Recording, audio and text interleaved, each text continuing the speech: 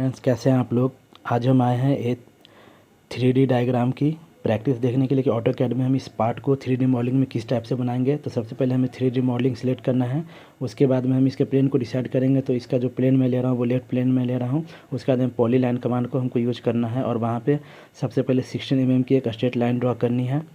जैसा कि आप देख रहे हैं, मैंने 16 mm की स्ट्रेट लाइन ड्रॉ की। उसके बाद मैं डाउन में आया, डाउन साइड में हमें 64 mm की एक लाइन ड्रॉ करनी है। उसके बाद में फिर हमें अप साइड में 16 mm की एक लाइन ड्रॉ करनी है।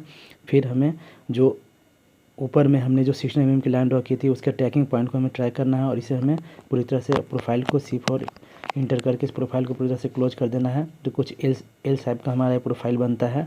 उसके बाद में यहाँ पे हमें एक रेक्टेंगल ड्रॉ करनी है। रेक्टेंगल कमांड लेंगे हम, REC रेक्टेंगल लेंगे और इसकी जो लेंथ हो जाएगी वो हो जाएगी 8 + 24 + 8 और इसकी जो बिर्थ हो जाएगी वो 28 हो जाएगी। तो ये दोनों वैल्यू को हम डाल करके यहाँ पे रेक्टेंगल बनाते हैं। रेक्टेंगल बनाने के बाद में इस रेक्टेंगल को हम मूव करेंगे।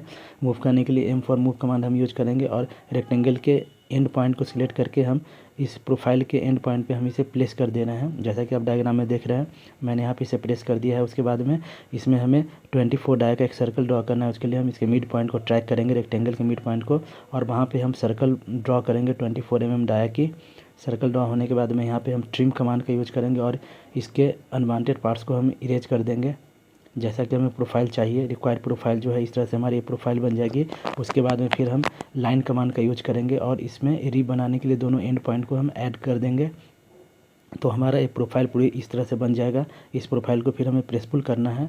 उसके बाद हम साउथ वेस्ट डायरेक्शन में जाएंगे और यहाँ पे हम इसे प्रेस पुल करेंगे। उसके लिए प्रेस पुल कमांड का हम यूज करेंगे। कमांड प्रॉम्प्ट पे प्रेस पुल टाइप करेंगे या फिर आप टूल बार से भी प्रेस पुल ले सकते हैं। प्रेस पुल लेने के बाद में इसे हम 64 mm की लेंथ से प्रेस पुल कर रहे हैं। जैसा कि आप देख रहे हैं 64 इसकी लेंथ दी हुई है, तो 64 mm की लेंथ से हमने इसे प्रेस पुल कर लिया। सेकंड में ये जो रेक्टेंगुलर ऑब्जेक्ट है, इस रेक्टेंगल को हमें इसे भी प्रेस पुल करना है। इसकी जो लेंथ हो जाएगी वो हो जाएगी टोटल 64 - 22। तो इसकी इस लेंथ से हमने इसे प्रेस पुल किया है। उसके बाद में जो रिब है, रिब की लेंथ है 12 mm। 12 mm की लेंथ से हम रिब को भी एक्सट्रूड कर रहे हैं, यहाँ पे प्रेस पुल कर रहे हैं, प्रेस पुल कर रहे हैं। प्रेस पुल करने के बाद में इस तरह से तीनों ऑब्जेक्ट पूरी तरह से प्रेस पुल हो गई है। प्रेस पुल होने के बाद में अगर डायग्राम में आप देखेंगे तो इसको टॉप व्यू में हमें कट ऑफ सेक्शन बनाना है। उसके लिए हम यहाँ पे कोऑर्डिनेट वैल्यू में जाएंगे, वहाँ पे टॉप प्रोफाइल हम सिलेक्ट करेंगे। टॉप प्रोफाइल सिलेक्ट करते ही जो हमारे ग्रिड है, ग्रिड की डायरेक्शन चेंज हो जाएगी। तो आपको पता चलेगा कि आपने टॉप प्रोफाइल को सिलेक्ट कर लिया है। उसके बाद में यहाँ पे हम एक सर्कल बनाएंगे। सर्कल की जो डायमीटर है वो 16 mm डाया की एक सर्कल बनानी है। तो लेते हैं C4 सर्कल कमांड।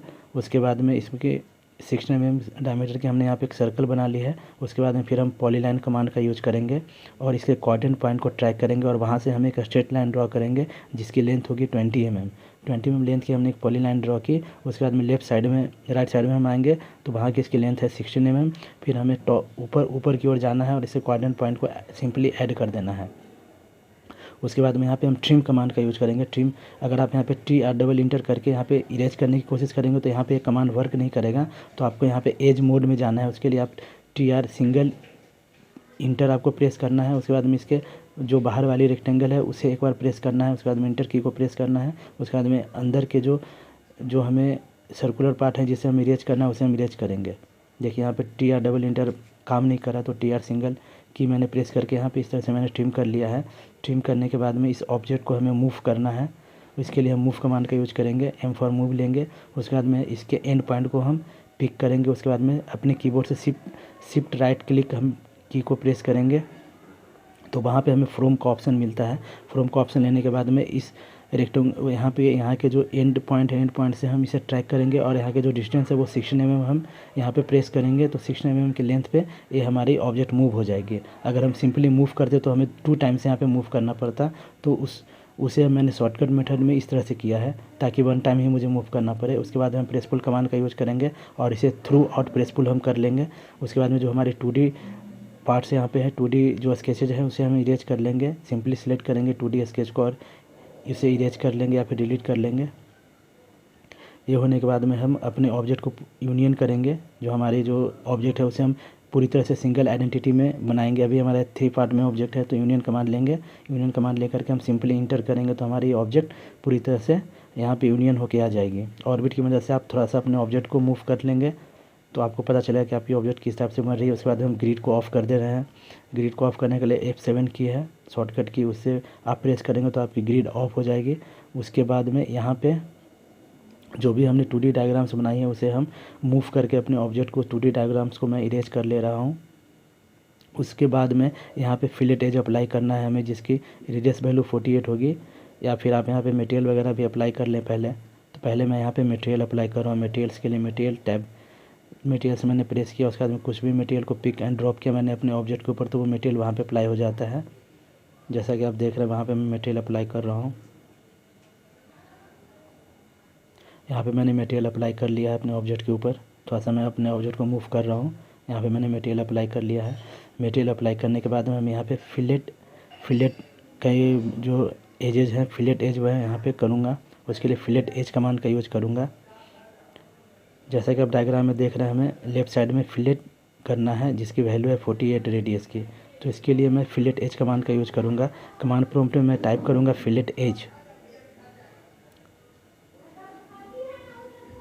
यहाँ पे मैं फिलेट एज टाइप करूँगा, तो ले रहा हूँ मैं फिलेट एज कमांड। उसके बाद मैं यहाँ पे जो, जैसा कि आप डायग्राम में देख रहे हैं, रेडियस की जो वैल्यू है वो है 48। तो रेडियस में वैल्यू 48 प्रेस करूँगा। उसके बाद में इसके लेफ़्ट साइड के एज को मैं सिलेक्ट करूँगा, यहाँ पे क्लिक करूँगा। उसके बाद में इसे 2 टाइम्स इंटर की प्रेस करूँगा, तो ये जो ऑब्जेक्ट है वो यहाँ पे फिलेट वहाँ पे अप्लाई हो जाएगा। जैसा कि आप डायग्राम में देख रहे हैं, फिलेट यहाँ पे अप्लाई हो चुका है अपने ऑब्जेक्ट के ऊपर। इस तरह से हमारी ये डायग्राम पूरी तरह से बन चुकी है। आप इसे चाहें तो ऑर्बिट की मदद से मूव करके देख सकते हैं कि आपकी डायग्राम किस टाइप की बनी है। गाइस, इस वीडियो को शुरू से अंत तक देखें, स्किप करके ना देखें, तो तभी है आपका पूरा प्रोसेस आपको क्लियर होगा। साथ ही साथ आप कमेंट सेक्शन में ज़रूर मुझे बताएं कि कैसा आपको ये वीडियो लग रहा है। तो चलिए मिलते हैं नेक्स्ट ट्यूटोरियल में। तब तक थैंक यू।